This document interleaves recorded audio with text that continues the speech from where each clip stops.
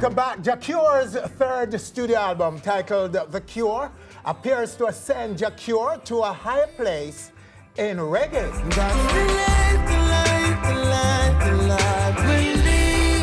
A 13-track compilation with songs like Life We Live and That Girl.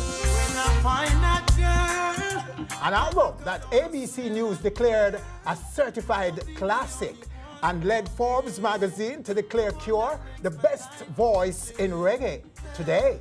But just as the artist was ready to dive deep into the promotion of this album, reports of a separation with his wife that became a big distraction this week all over social media. Ja Cure, sir. Pleased to see you again, man. Good to have you. Declare the album for us. Do you agree with that certified classic declaration by ABC News? Well, Do you accept it? Do you declare it as a classic? I declared it as a classic before ABC News because when I look at the body of work and the time that I spent, I deliberately tell myself that, I mean, where am I going? And I have to make a step from another level. And if I don't achieve that in this album, that means I'm going backward. Okay.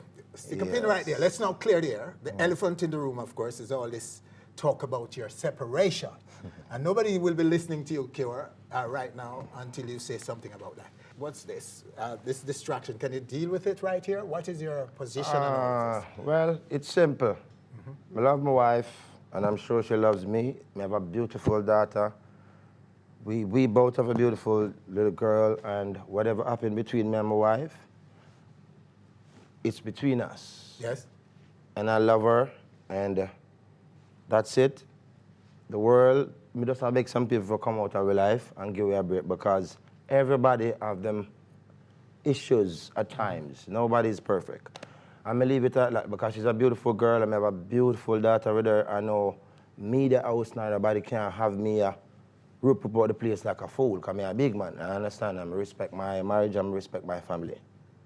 So, for now, I just want to tell the world, just give us a break, because you have haters out there when I like say nothing good. Okay. And I get married because I want to change my life and really want to move forward as a man with a family, because I respect my family. So I don't wish into this, all of this say, and hearsay. They didn't hear it from me and not my wife, so. And you're working hard at this making sure that the family stays together. I did everything to make my family stay together. Whatever me and my wife have is a personal issue. And any man in the world out there will never argue with him common law, my wife, raise him hand. So, in the name of Jah Rastafari, I'm just ask them to give me a break because it look like nothing good enough for going for Ja Cure. But remember, I'm tell you this. Yes. Jah put me here for a reason, and I'm not gonna be distracted by them little mix up news in the media and some little local gossip sites.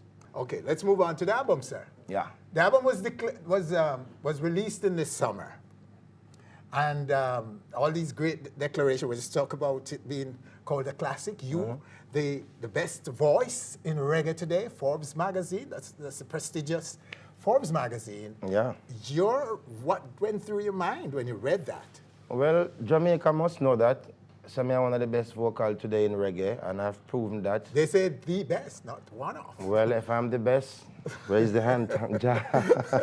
You have to be the best. You have to be a best in everything. Yes. So if I'm the best, thank God, and thanks to Forbes magazine for seeing me that way, because I tried my best to be the best. Yeah, because you worked very hard, I know. The last time before this album was made, you were involved in production. You were very keen on your sound, your image. I produced this album. Yes, you actually, that's it. That's what you album told us. with You were my producing money. an album. Yes. We got a few singles off it at the time, and, Yes. and so it's fully, totally your production, Cure. This is my investment. Yes. And this is what I want to tell to other artists, because I don't want to jinx the show, because we have a lot of things to talk about. But every artist should take a page out of my book. I'm following Barry Salmon, which I also take a page out of Jay-Z, Puff Daddy book. All right, talk about the achievement of the album so far in terms of charting and so on. It was released in the summer, as we said earlier. How long has it been on the chart? Is it still on the chart, and how long has it been on? Well, I think this album has been on the chart for like 17 weeks now, and it's we peak at #1. Yes. And we are right now currently what, number 4 or 5 or something? Number 5? Yeah, so we're still holding strong. I see that as a, because normally, you know, we as local reggae acts, Yes. normally most of us, I mean, if not, none of us stayed on the chart for more than 3 weeks. And I don't know what it is and why. So when I look at these things, I said, you know what? I'm gonna put some work in and I'm gonna make a mixture of fusion music where everyone, everywhere in the world, you can hear an element of something that belongs to you so you could feel, you know? So it was my idea, and I work with some talented producers also So that to bring this defines project. the album. It's a hybrid of sort. Yeah, it is different diverse. genres. Yeah, very yeah, diverse. Yeah. And you attribute some of its success to that, to its diversity. Exactly, in terms of sound? because, you know, my friends, them call me the world singer, you know, for what reason, but as a world singer, I can present the world, that world album with that world feel. Yes. Because it's my 3rd album, and I don't want to be singing 20 albums and don't reach anywhere. Because as a youth, I tell myself this years ago, that I don't want to be like some artists in the past that I've seen that put out 100 albums and not even one I've make a major success. Yes. I can't afford that. I would feel very bad about myself. So now, if I don't achieve the ultimate goal from this album, whatever I achieve now is the greatest achievement I ever have from any album. So the next step, I look to go higher. And I'm also looking forward to the Grammys this year. I must tell you, proudly and confidently. I'm looking forward to the Grammys, whether I may win looking or for a nomination. whether I'm nominated or I may get it. Yes. But I'm looking forward because this album is definitely doing well. So you're saying the Grammys? No doubt. The Grammys has to call your name this year. So Well, let's see about it. nominee. Let's see about it. that sounds like ambition. You're Yeah, very man, ambitious, of Pure. course. No doubt about that. And the album is very, very impressive. The tracks I've heard, and already there are hits on it. Talk about those, the hits. Yeah, we have It's Like That Girl, which was the first song, and that first song was the whole idea of me getting into production and building my label and forming my own company. Yes. So now I have my studio building. Yes, talk about that. In Montego Bay, we have a state-of-the-art studio finishing right now. And when the studio finish, I am going to need on stage to come at the inauguration of the studio. Because if all goes well, I'm going down to Montego Bay tomorrow with a certified studio builder person that I flew in from the States. And if everything goes well, we're supposed to be able to open the studio this year. So that means that you were spending a lot of time in Montego Bay recording. And I you're will- producing artists I in the will be West. signing artists. I have writers, producers already. A lot of writers that contact me and singers all over the world. People contact me by Instagram, great women and men that can really sing great vocals. That I'm 100% sure that if I produce these people and have my set of team of writers sitting down in a session, we would be able to achieve a lot of things. Okay. And then all the great talented and great vocals in Jamaica, I'm just telling them to prepare themselves because I will have audition shows some point at some time to discover young singers. And I'm not being biased. You could have been my friend or my cousin. If you're not singing, you Yes. won't make it. Okay. Trust me. So I have a lot of things coming up because I'm not going to wait until I get a US visa and I reach there on the top 100. For where I'm coming from to where I am right now, I'm achieving a lot of things. And I'm grateful, and there's so much more to achieve. I don't think anyone will argue with you about that. Your Exactly. achievements since your release Exactly. in 2006. Exactly. Cure, you've been blazing a trail and continue to blaze a trail. Been making history mean, because I want the world to know this. Respect to Cartel CMA, and he's doing good. And anyway, I'm there and I watch his program, stay strong because he's a legend.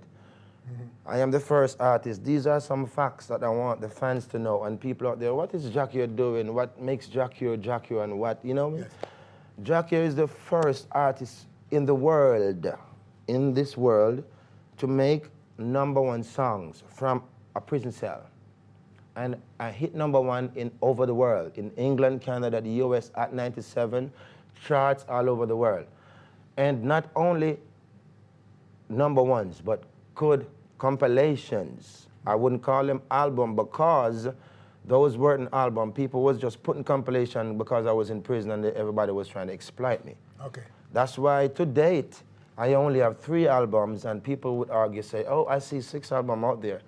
But I have never sit down and work on 6 albums before. I remember myself, the first album I ever worked on officially, and sit down for days and working and saying that we're working on an album, it was Get Alive, produced by Barry Salmond. And the second album that I sit down and work on with my friend Pooh Bear from LA was World Cry, with me and Jasmine O'Sullivan collaboration and me and Tupac collaboration. It was a big album, but me and Sobi fall out, and it distracted everything that was supposed to be for that album. That album was supposed to be my first real great major success. The world knows this. So therefore, I was so hurt because I was depending on someone that to finance my project, and really and truly, I produced all the songs, all the Unconditional Love, I produced them. But because I signed this agreement to produce an over, and so use manipulation to override me, I never get enough rights to certain things, so they take all the rights to the album, everything, because we fall out, and I said, just take that. It's only one album. For the rest of my life, I would never make an album and give to a holy and solely person.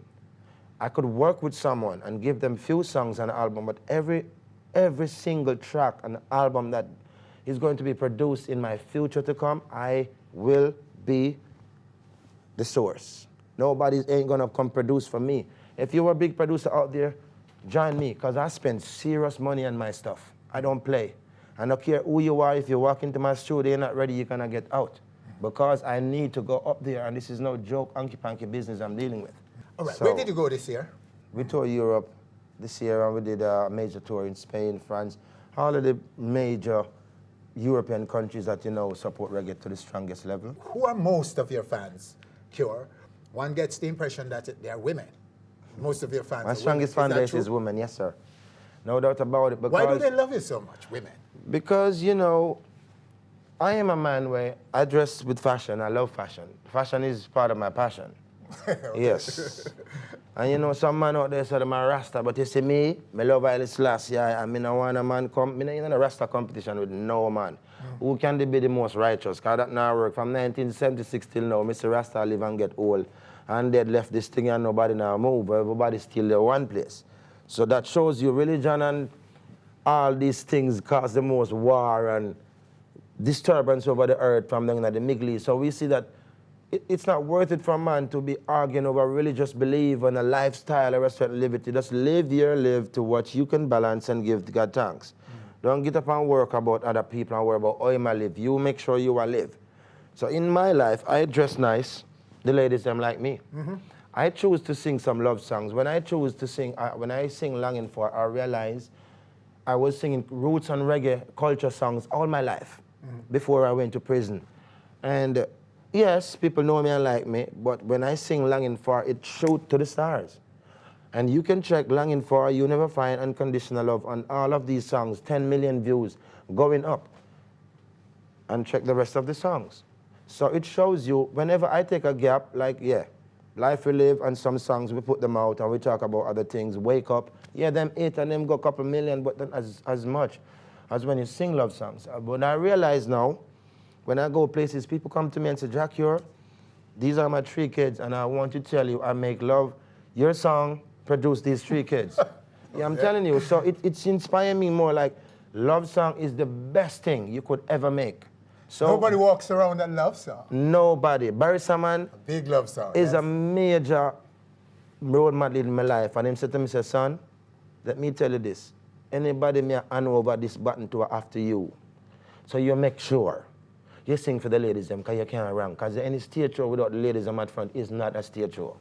True. You understand? If no lady has cream, how can I show that? So therefore, if you have a product and you're doing business, and you have 3 things here as your product in your business, and this one is the one that boom most, you need to give it some attention more. So I stick to the ladies them song. And I love my Rasta brethren them for going to the roots and talk about the revolution, and everybody know me a real revolution by faith, by rights. Me not fi hack it. Yeah, Cure, well, everybody's curious now, and they can't wait. yeah. Because we did from we did tell them that you're going to be live, and this is a special edition. Of course. Featuring Jah Cure. When the album released, we were on tour, so we never get to do an album launch in Jamaica or anything. That's why we choose to come on stage, because we're still on promotion. And we'll just clear the stage and give it to you right now for exhibition, for you to exhibit for us. Yes, sir. Tracks from the album live right here on stage. Cure for the first time anywhere in the world on this album. There'll be a live audience to sum it all up for us. We'll be back. On stage, 1, 2, Rasta is passing through. Hey, I and I are keeping cool. Yeah, real reggae music. Hi, thanks for watching our video. Hope you have enjoyed it. Please subscribe to our channel by clicking right here and enjoy so much more where that came from.